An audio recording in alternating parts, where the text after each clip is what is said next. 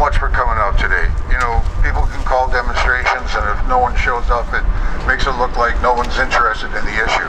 We know that's not true, but there's no protest unless people come out. So thank you so much for being here.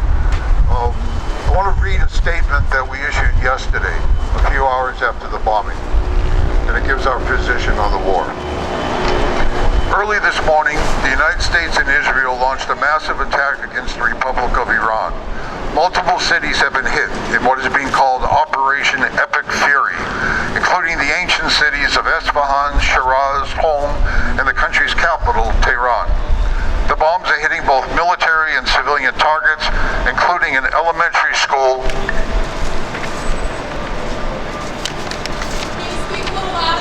Speak a little louder.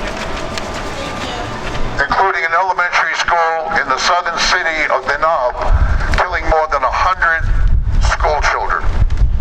This attack comes as the U.S. and Iran were in the middle of negotiations aimed at reducing tensions between the two countries, with more talks supposed to take place soon.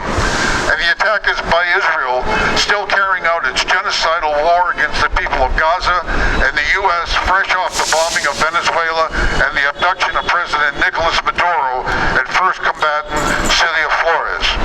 In a social media post, Trump said that today's attack was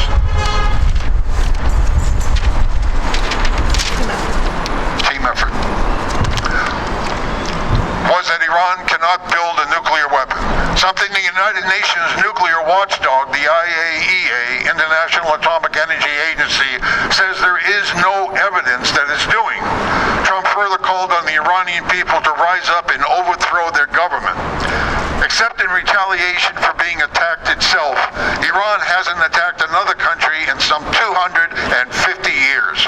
For its part, the U.S. has been in almost continuous warfare since its founding, from its genocidal attacks on indigenous people through its predatory wars in Latin America, the Caribbean, Asia, and the Middle East.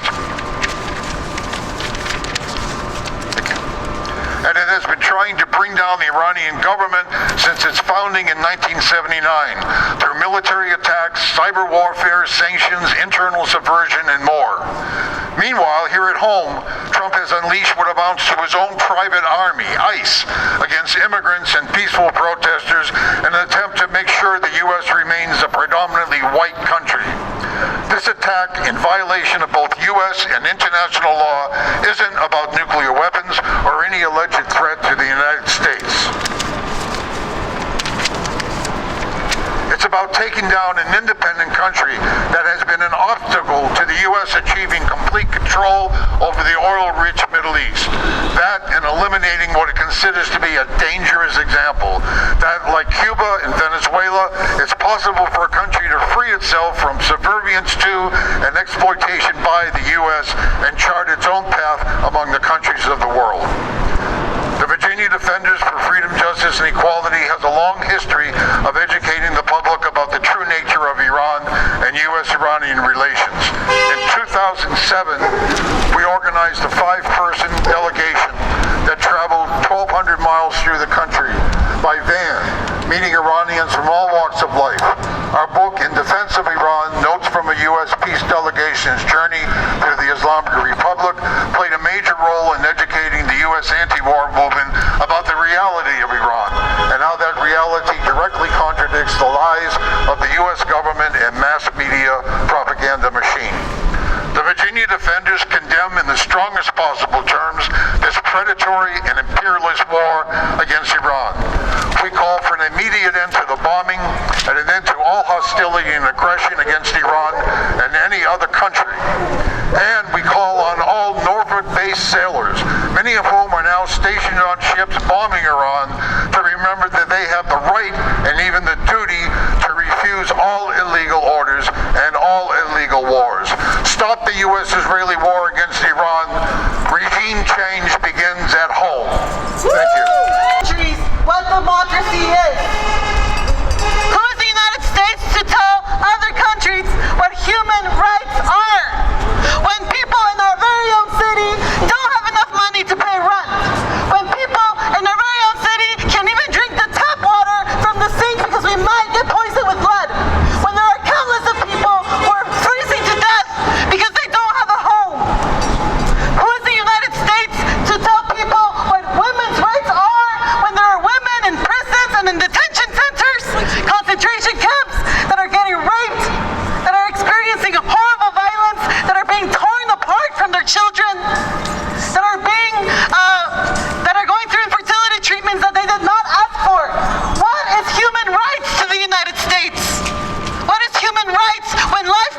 nothing to them, and wealth and power means everything.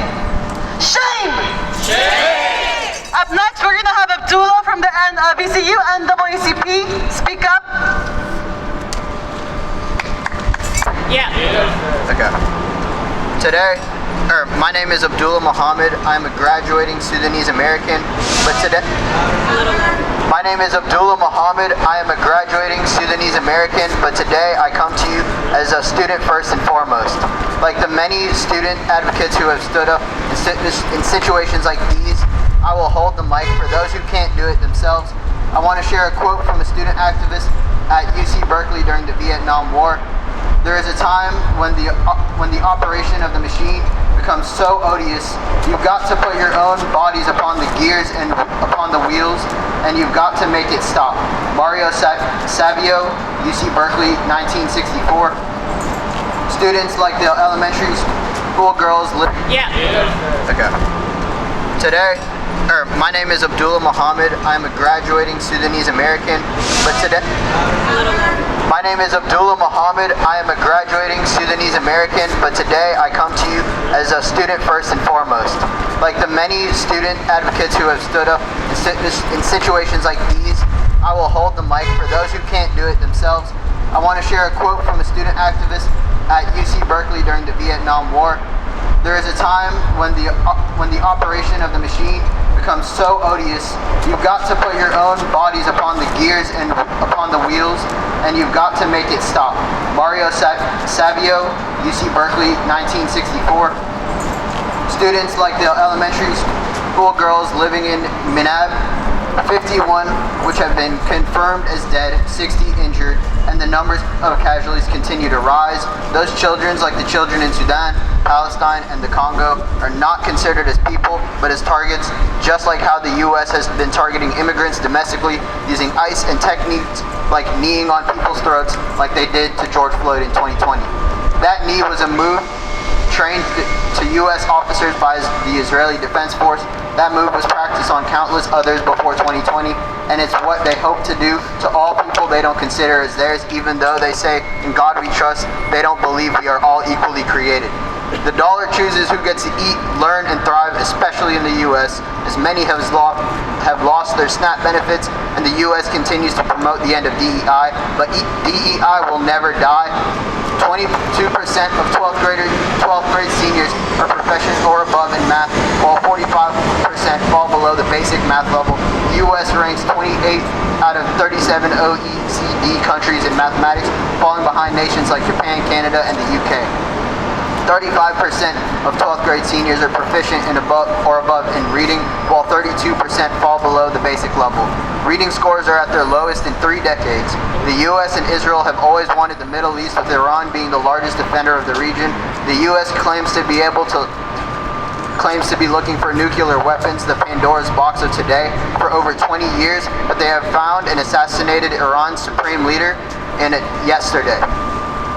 As a human being, we are watching as our government is enacting World War III before our very eyes for profits. Just like how they invaded Venezuela for oil, they will squeeze the earth for every last dime they can get. Israel bombs, USA pays. Israel bombs, USA pays. How many kids did you kill today? How many kids did you kill today? Israel bombs, USA pays. Israel bombs, USA pays. How many kids did you kill today? How many kids did you kill today? We want justice, you say how? We want justice, you say how? Stop the bombing right now! Stop the bombing right now! We want justice, you say how? We want justice, you say how? Stop the slaughter right now! Stop the slaughter right now! Alright, up next we're going to have Clayton, who is the president of the Norfolk chapter of Veterans for Peace, come up and speak. Thank you for the invitation. I'm glad to be here today. Ever since I've been alive, the U.S. has been involved in some conflict or another in the Middle East.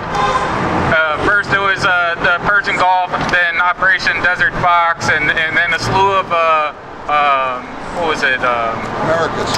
Yeah. And then the war on terror that has continued to this day. And we're still under an authorized use of military force at war, yet we have more troops deployed across the globe. We have troops in over 900 military bases around the globe. We have the largest concentration of troops in the Middle East right now in the Arabian Sea. 2 aircraft carriers, both of them built in Virginia, are there. The largest contingent of sailors are all based in Virginia. Virginia bases have contributed to this. So, these are our neighbors that we're talking about that is involved in Iran right now. Just down the street, DLA Richmond. Do you know what DLA Richmond does? They make maps. They make and produce maps for pilots, for tactical purposes. They'll print out maps for bombing runs and stuff like that. That is a couple miles away from here. Fort Greg Adams. What do? Logistics. They run the Quartermaster Corps. They figure out how to ship all the bombs and munitions and fly them to the ships that are sitting in the Arabian Sea and figure out how to get them there. These are our neighbors that you see at the bar, that you see driving down the road, that are just kind of casually looking away because they know that they're involved and they want to disassociate themselves from what's going on. But the more that we speak up and the more that we talk out loud to our neighbors and just bring awareness to what wrong is, that war is wrong on all these different levels, the more people start to wake up. Because the first thing you got to do is practice inner peace. You have peace within yourself, you're able to have peace within your community, and then you're able to have peace abroad. So practice peace within yourself. Talk to your community members. Let them know how you really feel if you want to enact real change. Because this is just, Virginia has been at this forever, and we got to start at home if we want to see change in Iran. All right? Yeah. All right. Being here, I appreciate you coming out, taking time out of your day to support this cause. I don't have anything prepared, but I was going off the top of my head, so forgive me if I say anything that might be offensive to you in any way. As Americans, sometimes we have this collective amnesia. We forget the conflicts of the past, and many of us here, we might have served in those conflicts in Vietnam, in the Iraq War, in the Gulf War, in the Afghanistan War. And then I asked the people who served, what was it for, what was it all about? Many of them don't know the answer as to why they served in the first place.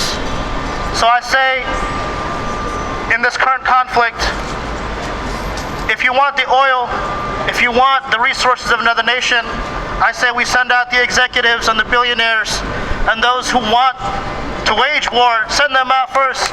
Send out Bezos, send out Elon Musk, send out the leaders of the executives of Exxon and Mobil and BP, send them out and let them fight the war. Yeah. You should not have to suffer from PTSD for fighting in a conflict that does not involve you in any way. And my heart goes out to those veterans who are homeless, who might be over there across the street, who might be on this corner. While they raked millions off of the labor and off of your sacrifice. And many of us are exploited because of the labor that we put in, the 40 hours that we put in to this system, and we don't see the benefits of that. So I say send them off first, and I'll end there. Thank you. And we're standing here needing to state the obvious. We were here for Venezuela, we were here for Gaza, we are going to be here for each one that happens. We should not be in other people's countries. The United States has almost a permanent long history of expansionism. The imperial expansionism of this country has been a part of its agenda from the beginning. And yet we have fought, and yet there have been struggles. And those struggles for civil rights and for human rights and for political rights and for sovereignty have been going on and represented by multiple peoples of this country. So much so that we have always thought that we have been on a trajectory towards justice, on a trajectory towards a better country. And yet every time something like this happens, we are tested. Are we paying attention? Are we keeping ourselves educated? Are we informed? Do we appreciate the nuances, the differences between what we do in our own countries and what we do in other people's countries? We know that dynamic of immigration is a lot like forced migration when the United States policies in other people's countries are responsible for destabilizing their economies and people needing to seek their own livelihoods, their own safety in this country. There's something really wrong with the dynamic if we are not going to face that every single time this issue comes up. This is our country. This is where we can do the work. And that's what we have to do. And every time we show up, we give each other hope. And every time we show up, we have to make ourselves a little smarter about what's happening in this moment, the context that brought it into being, and what is likely to happen next. Don't let them distract you. To everyone, first I want to say Ramadan Mubarak. Ramadan All Mubarak. right. Okay, can you hear me? Okay. First of all, I want to say, I dare you, America. I dare your ass. This is Ramadan, the holy month in Iran. Regardless of what they're doing over there, I dare you. We didn't interrupt Christmas. We didn't interrupt Hanukkah. I dare you to interrupt our holy month. And that's all I got to say about that. And I'm very, very upset. But what I want to say on a peaceful note, I want to thank all of the new defenders. I'm an old defender from 2013. We have fought the battle with this state and others in the war and everything else. I want to thank the new defenders and you all who's coming out and show, because the power of the people will never be defeated. You know where I'm from. I'm from old school, baby. I've been fighting this war for a long time. And I haven't given up. I'm so glad to see you. Tell your friends, keep it going, because the power of the people. Don't forget it. I've been here a long time and I know what we can do. Yeah. So let's continue to, because they will not stay over there or anywhere else by any means necessary. Black Panther and me.